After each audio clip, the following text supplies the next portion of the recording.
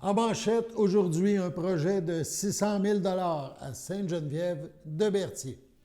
Bonjour à tous et bienvenue à votre bulletin d'information diffusé sur les ondes de CTRB, votre télévision locale et régionale, en ce 17 décembre 2025. À noter, ce bulletin du 17 décembre sera le dernier de l'année présente.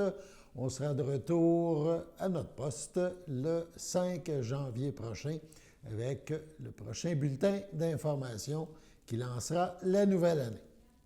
Lors de la séance mensuelle des membres du conseil municipal à Sainte-Geneviève-de-Berthier, CTRB a appris qu'un important projet devrait se dérouler en 2025. Un projet nécessitant un investissement de l'ordre de 600 000 $. Ce dossier implique le comité ZIP du Lac-Saint-Pierre et vise à réaménager le fossé de la baie. La participation financière de la municipalité sera quand même peu importante, environ 35 000 $, et les deux gouvernements prendraient la grosse part de la facture. Le maire de Sainte-Geneviève-de-Berthier, lors de la séance des élus, Robert Pufol, a donné plus de détails sur ce projet. Ça s'est tenu, cette assemblée, le 16 décembre.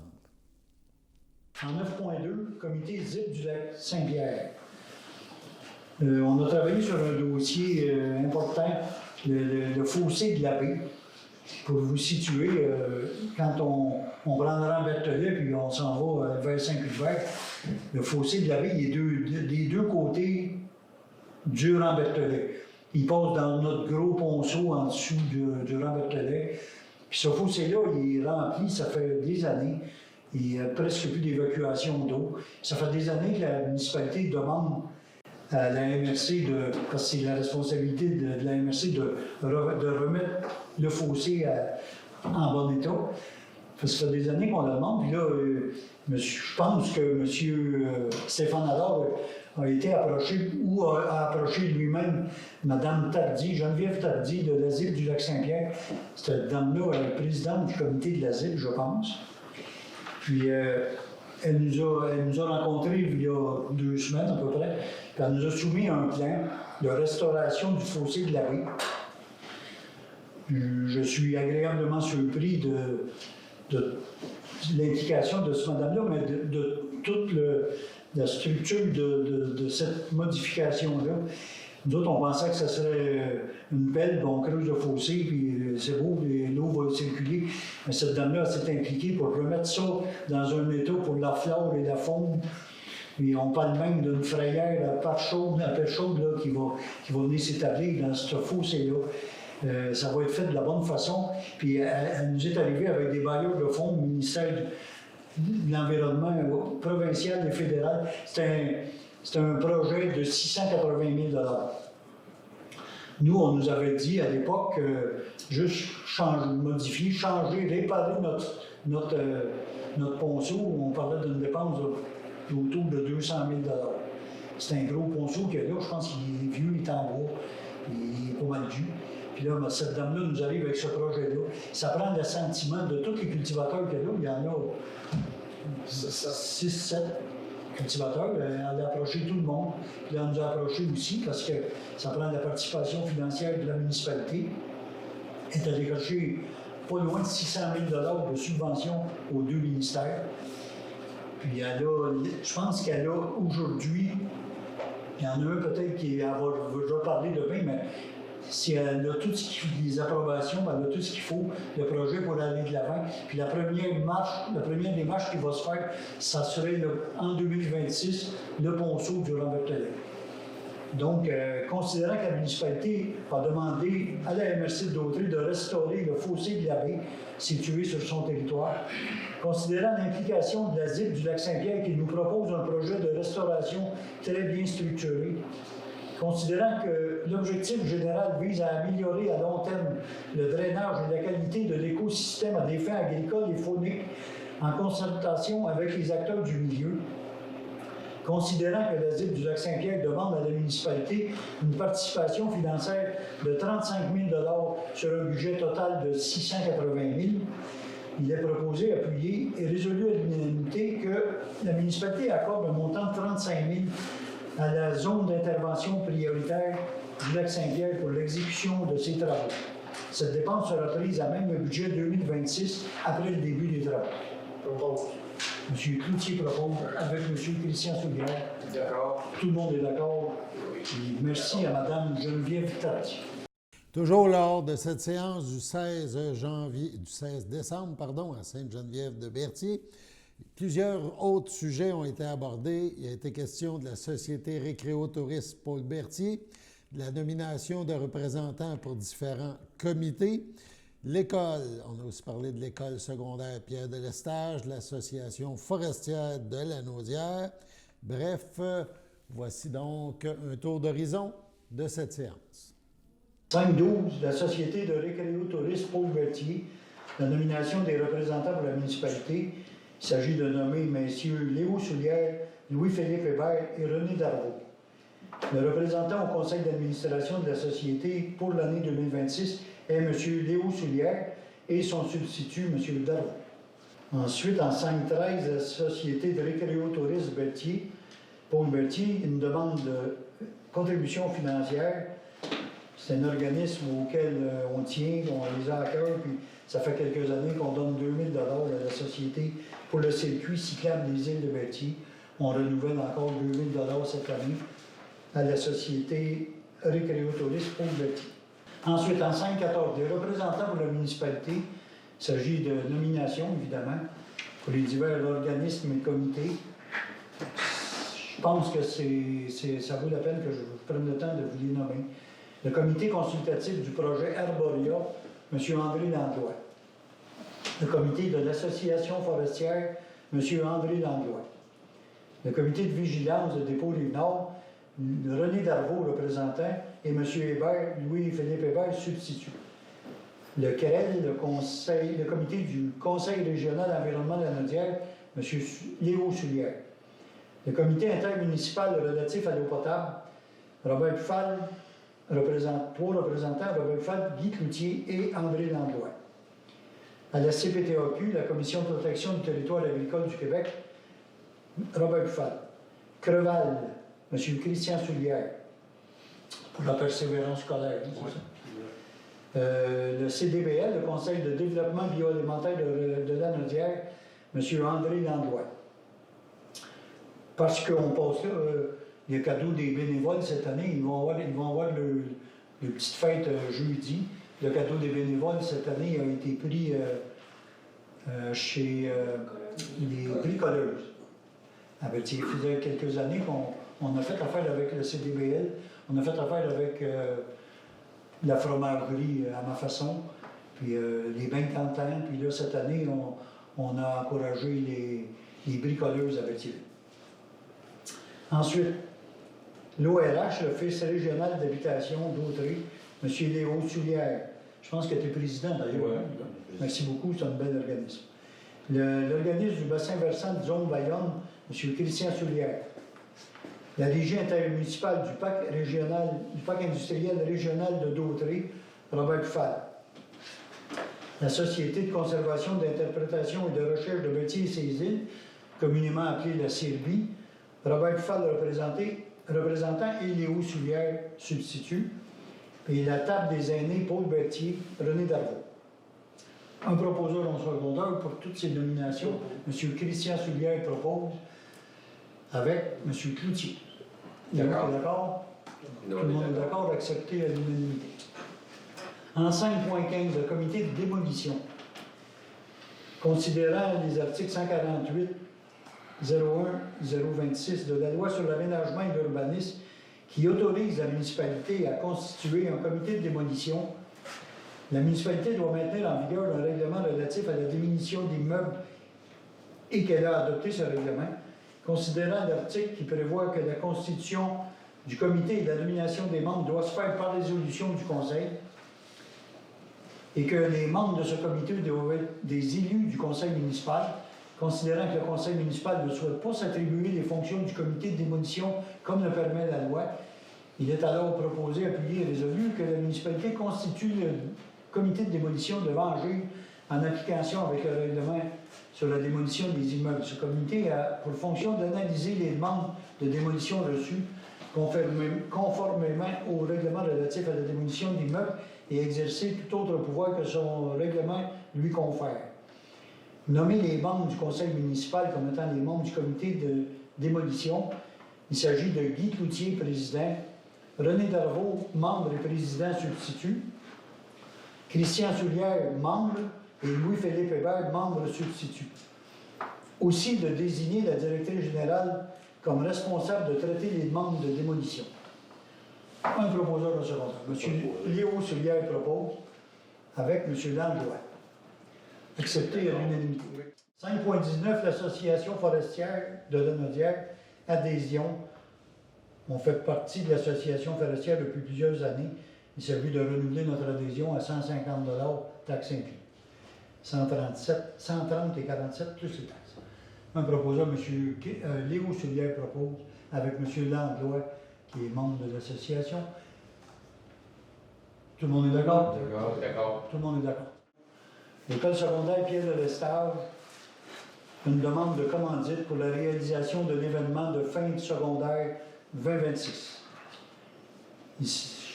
Il ne nous avait pas demandé de montant précis, mais on accorde 500 $ pour les événements de fin d'année à Pierre de Lestave.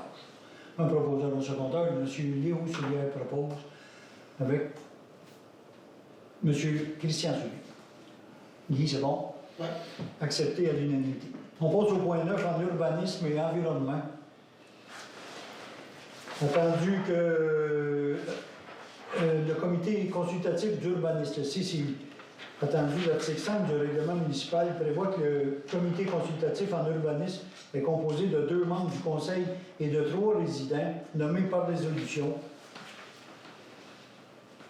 Le règlement prévoit que la durée du mandat des membres est fixée à 2 ans. Les résolutions 2023 et 2024, les membres du comité consultatif d'urbanisme ont été nommés, étaient M. Michel Lézy, citoyen, Jean-Pierre Gravel, citoyen, Christian Soulière, citoyen, M. Darvaux et Cloutier, conseillers municipaux. Attendu que le 2 novembre, M. Christian Soulière a été élu comme conseiller municipal et qu'il ne peut maintenant siéger à titre de citoyen et qu'il y a lieu de le remplacer, le Conseil nomme Mme France Lavallée à titre de membre du Conseil du Comité consultatif d'urbanisme, CCU, afin de remplacer M. Christian Soulière. Mme France Lavallée devra suivre la formation obligatoire pour les membres du comité. Le Conseil autorise la directrice générale à procéder à l'inscription de Mme Lavallée à la formation obligatoire pour les membres du CCU, le PL 16, pour une somme de 160 $ plus les taxes. Le conseil municipal nomme aussi les personnes suivantes à titre de membre. M. Michel Lézy, citoyen. Jean-Pierre Gravel, citoyen. Mme Lavallée, France Lavallée, citoyenne. Et M. Darvaux et Cloutier, conseillers municipaux.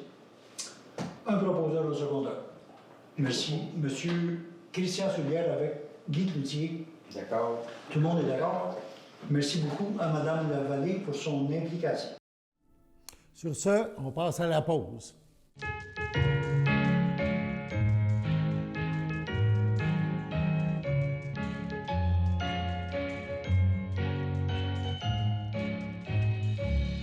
Voici les anniversaires pour aujourd'hui et demain. Donc, 17 décembre, la FADOC de l'Île-du-Pas souhaite bonne fête à Aurore Gendron.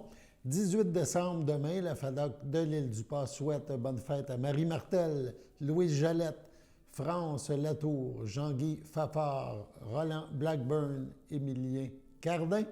Et les filles d'Isabelle souhaitent un heureux anniversaire à Nicole Valois.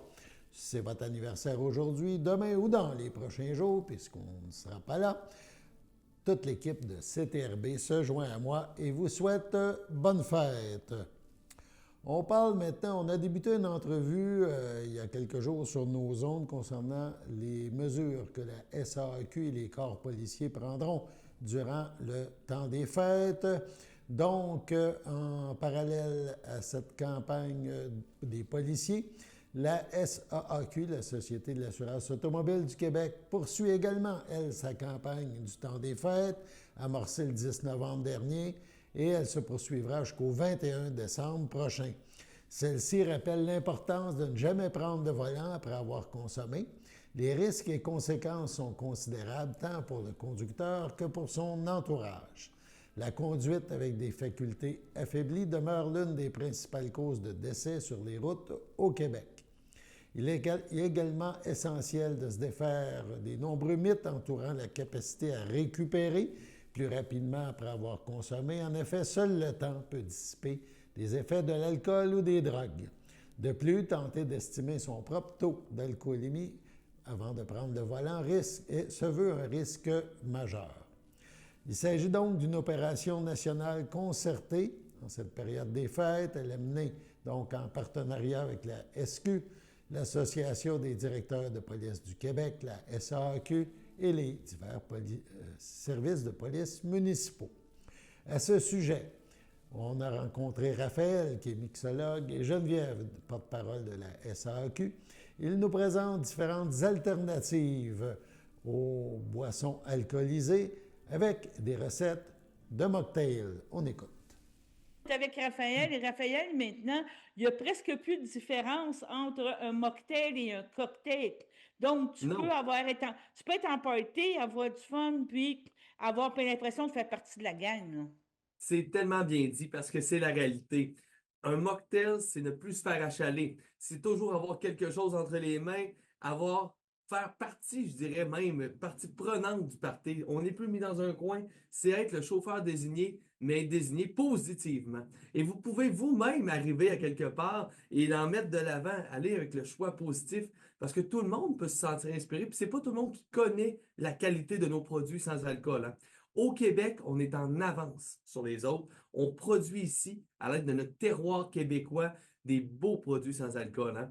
Et je vous en parle tout à l'heure directement avec le spritz, mais ici, l'amaretto sans alcool avec une belle mousse de café sur le dessus. Oh, que c'est wow!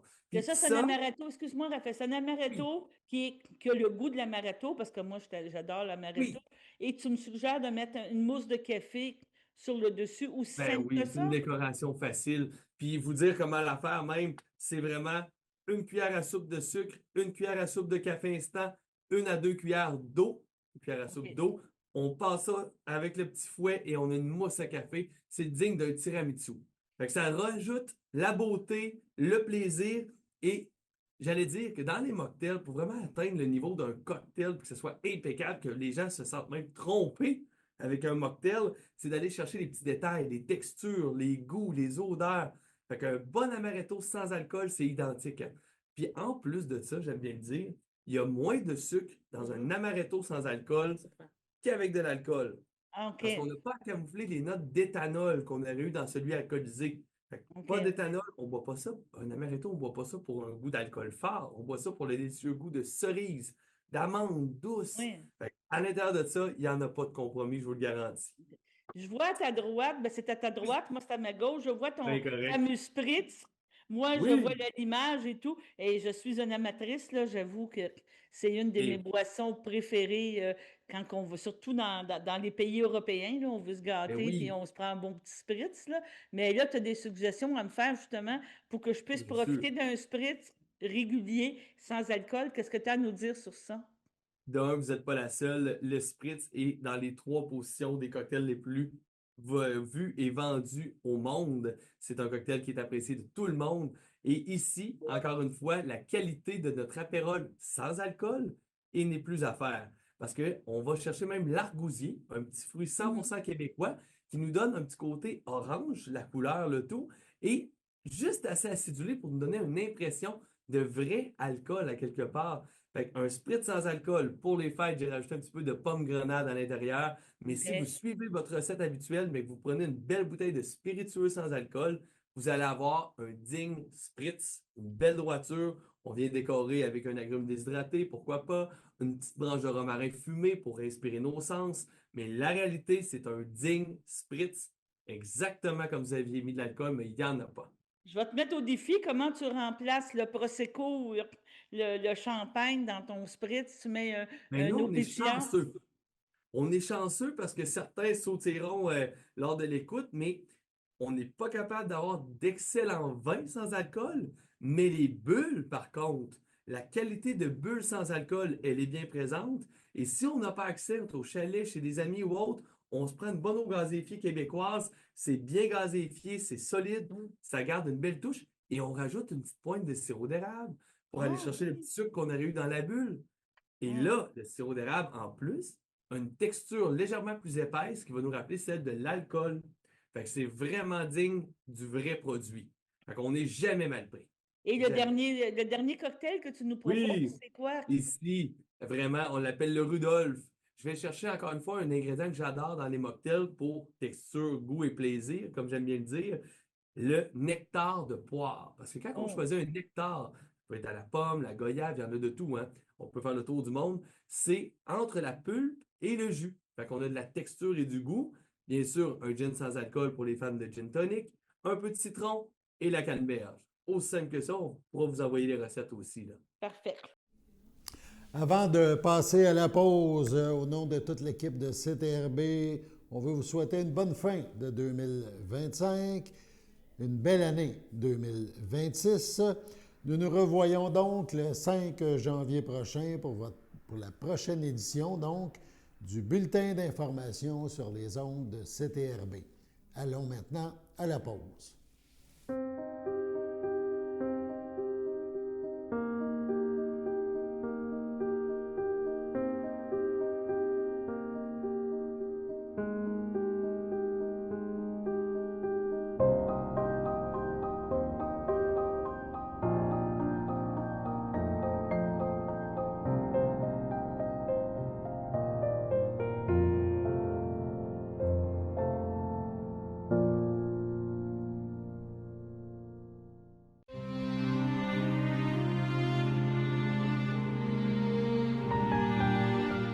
Au CHDL de Saint-Charles-Borromée, le 6 décembre dernier, à 84 ans, est décédé M. Pierre Brûlé, fondateur du garage Pierre Brûlé à Berthierville, époux de Claire Laroche, demeurant à Berthierville. L'ayant précédé ses frères et ses sœurs, Denise, Robert, Claude, Muriel, Élise, il laisse dans le deuil, outre son épouse, ses enfants.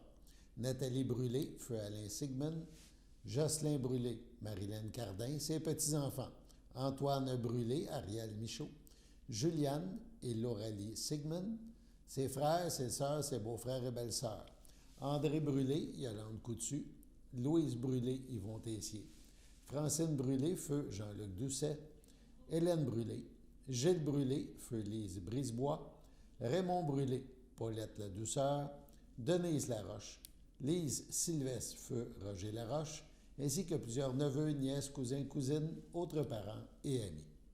La famille tient à remercier le personnel du CLSC à Berthierville et celui du 6e étage au CHDL pour les bons soins prodigués à M. Brûlé.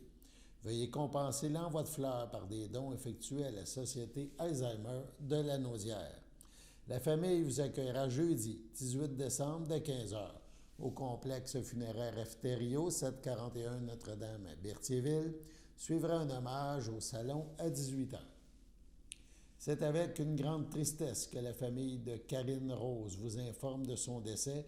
Elle était âgée de 51 ans et demeurait à Mandeville. Elle laisse dans le deuil, outre son époux Mike Marley, ses enfants, Vicky Larocque, Samuel Rompré, Hugo Larocque, son petit-fils Théodore, sa mère Francine Castelletti, feu Serge Rose, son frère Yannick Rose, Estelle Marion, sa belle-fille Macha Marley, ses beaux-frères et belles-sœurs de la famille Marley, ses nièces, son neveu, plusieurs autres parents et de nombreux amis. Veuillez compenser l'envoi de fleurs par des dons effectués à la Société canadienne du cancer. Les formulaires seront disponibles au salon. La famille vous accueillera samedi 20 décembre dès midi au complexe funéraire Thériault à Berthierville. Un hommage suivra le même jour à 16h. Au CHDL, le 26 novembre, à 79 ans, est décédé M. Jean Blais, retraité de l'enseignement, époux de Ginette Simard, demeurant à Saint-Ignace de Loyola. L'ayant précédé ses deux fils Martin et David, il laisse dans le deuil, outre son épouse, ses petits-enfants Jade, Raphaël Malbeuf et Zacharie, sa sœur France, Raymond Maltais, ses beaux-frères et belles-sœurs de la famille Simard, Édith, Mario Lahaye, Nicole, Serge, Claire Drouin, Claude, Joanne Plourde, Hélène, Vaughan Grousse, ses nièces Sonia, Kim, Laurie, Bénédicte et Lydia, ainsi que ses cousins, cousines et de précieux amis, dont certains de très longue date. Son épouse tient à remercier le personnel du 3A du CHDL pour les soins apportés à Jean. Votre sympathie peut se témoigner par un don effectué à la Fondation pour la santé du Nord de Lanaudière. Les formulaires seront disponibles au salon. La famille vous accueillera dimanche 21 décembre dès midi au complexe funéraire Thériault, rue Notre-Dame à Berthierville. Suivra une cérémonie à la chapelle du complexe à 15h30. M. Jean Blais sera inhumé au cimetière de Berthierville à une date ultérieure. À l'hôpital Pierre-Le-Gardeur, le 7 décembre, à 85 ans, est décédée Mme Anne-Marie Beauchemin, épouse de M. Jean Farley, demeurant à Terrebonne, autrefois de la visitation de l'île du Pas. Elle laisse dans le deuil, outre son époux, ses enfants. Louis Farley, Sylvie Gauthier et son fils Philippe, Isabelle Farley, Peter Deveau, ses petits-enfants, Stéphanie, Joël, Véronique, Philippe, ses belles-sœurs et son beau-frère, Marie Farley, feu Benoît Denis, Lucie Farley, André Paquette, ainsi que plusieurs neveux, nièces, autres parents et amis.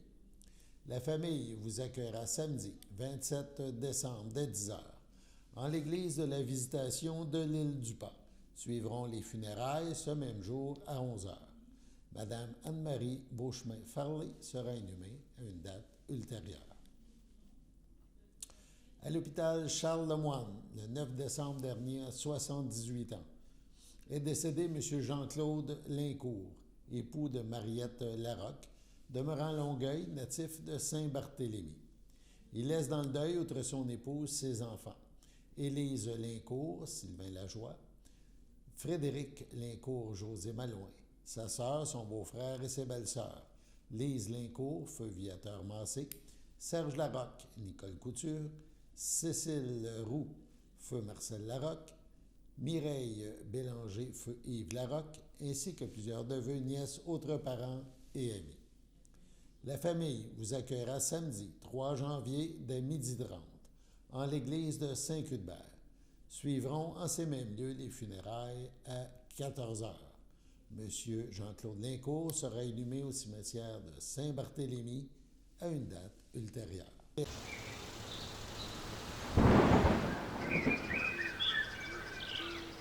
Bienvenue à votre météo de cette semaine. Aujourd'hui, mercredi soir, ce sera des averses de neige isolées, une température de -2, un temps ressenti de -8, moins de 1 cm de neige. Mercredi nuit, ce sera dégagé, une température de -12, un temps ressenti de -16. Jeudi matin, ce sera un ciel variable, une température de -11, un temps ressenti de -11. Jeudi après-midi, ce sera un ciel variable, une température de 0, un temps ressenti de -2. Jeudi soir, ce sera un ciel variable, une température de 1, un temps ressenti de -4. Jeudi nuit, ce sera de la pluie, une température de 3, un temps ressenti de -2, environ 5 mm de pluie. Et voilà, c'était votre dernière météo de l'année 2025. Nous vous souhaitons un joyeux temps des fêtes et soyez prudents.